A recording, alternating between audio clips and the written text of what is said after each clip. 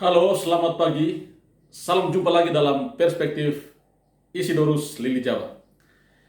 Setelah beberapa saat kita tidak berjumpa, maka saya hadir lagi dalam perspektif kali ini. Semoga saya menjumpai sahabat-sahabat dalam keadaan yang sehat walafiat, lahir maupun batin.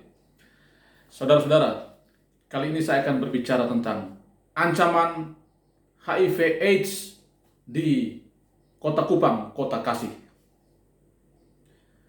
Mungkin efek pandemi COVID-19 kurang lebih selama 2 tahun membuat kita melupakan banyak hal, termasuk ancaman HIV dan AIDS yang memang dalam catatan Komisi Penanggulangan AIDS Daerah Kota Kupang sejak tahun 2000 sampai dengan 2022 itu sudah ada 1.858 kasus yang terdiri dari 1.372 kasus HIV dan 486 kasus AIDS.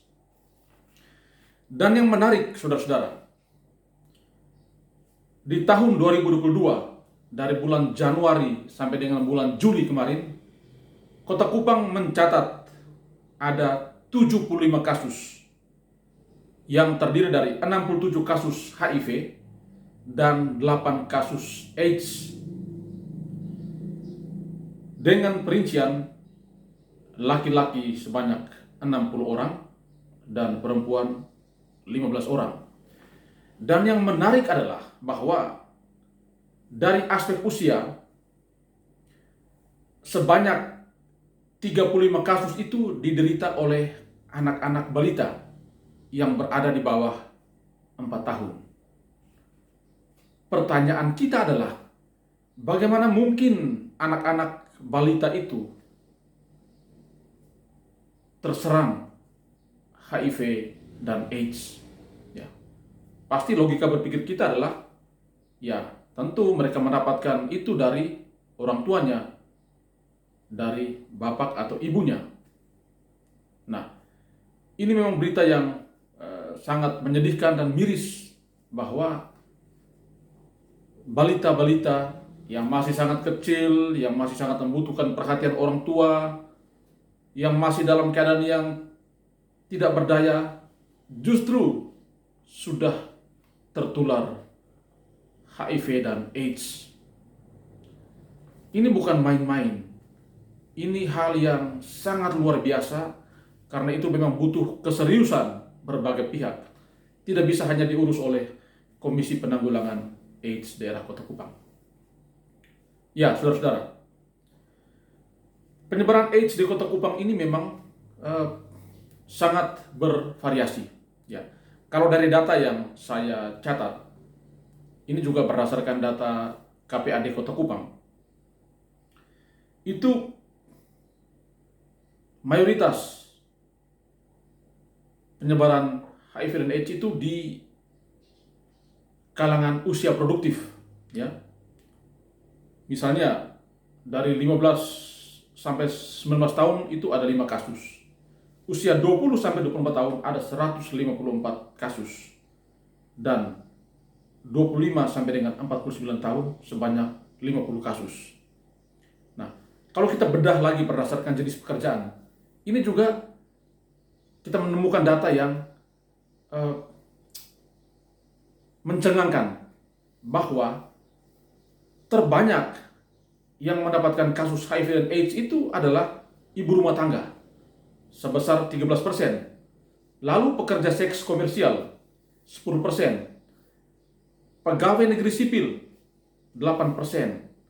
Dan ini lagi mahasiswa 6%. TNI Polri 5%, buruh 5%, pelaut 5%, swasta 20%, petani 5%, ojek 5%, sopir 5%, tenaga kerja TKI 4%, dan yang lain-lain itu 9%. Nah, dari data ini sebenarnya kita bisa bertanya, bagaimana mungkin yang menempati urutan teratas itu adalah IRT, ibu rumah tangga. Padahal kita tahu bahwa domain seorang ibu rumah tangga itu adalah di rumah, ke pasar, ke tempat ibadah. Lalu bagaimana mungkin mereka mendapatkan penularan HIV dan AIDS? Ya, ini tentu tidak lain dan tidak bukan. Yang pertama mungkin ditularkan oleh suaminya. Ya, perilaku seks menyimpang yang dilakukan oleh suami itu bisa berefek negatif terhadap istri dan lalu bisa juga berdampak pada anak-anak mereka.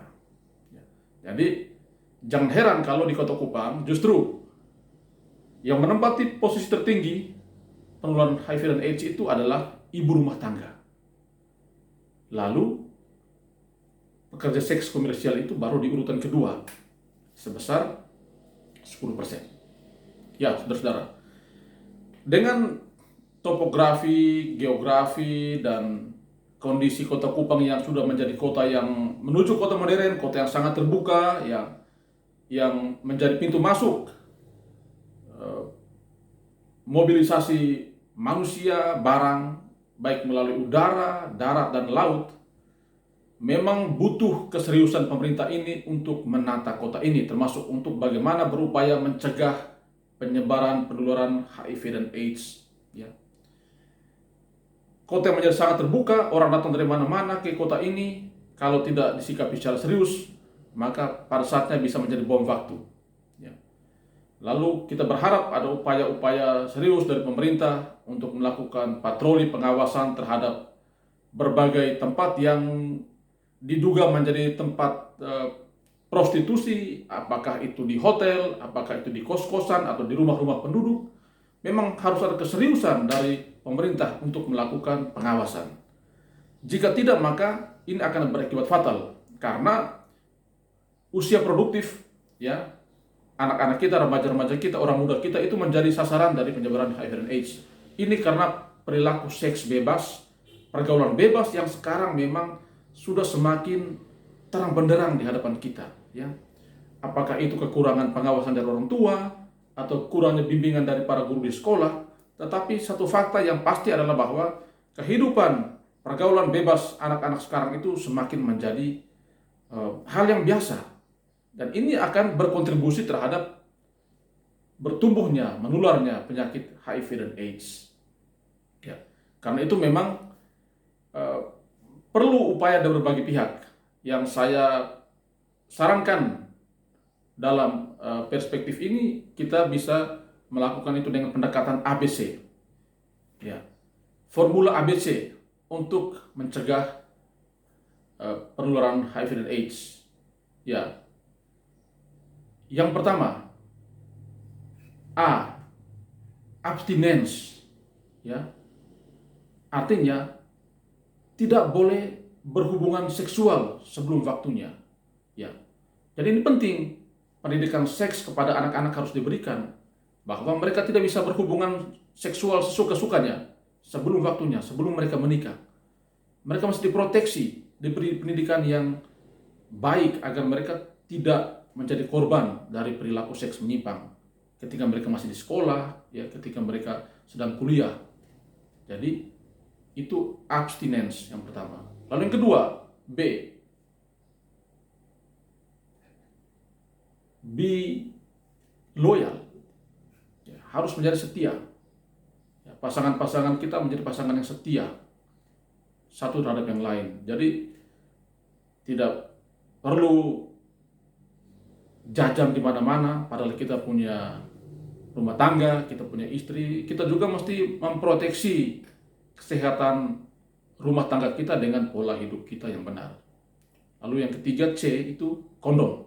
Ya, dalam kondisi tertentu, apabila ada yang suka bergonta-ganti pasangan, maka kondom adalah sarana yang perlu digunakan untuk memproteksi keluarga dari penularan HIV dan AIDS. Tetapi yang paling penting selain formula ABC di atas adalah, ya, kita mesti sadar, harus tahu diri, tahu posisi, tahu status, ya. Tidak perlu melakukan tindakan-tindakan yang menyimpang, seks bebas, seks menyimpang. yang justru bisa berakibat fatal pada istri kita, suami kita, maupun anak-anak kita di rumah karena tertularnya HIV dan AIDS. Ya. Kita ingat ya, misalnya 35 balita yang tertular HIV atau AIDS, masa depan mereka tentu bisa menjadi sangat suram karena sejak kecil mereka sudah tertular oleh penyakit yang maha berat ini.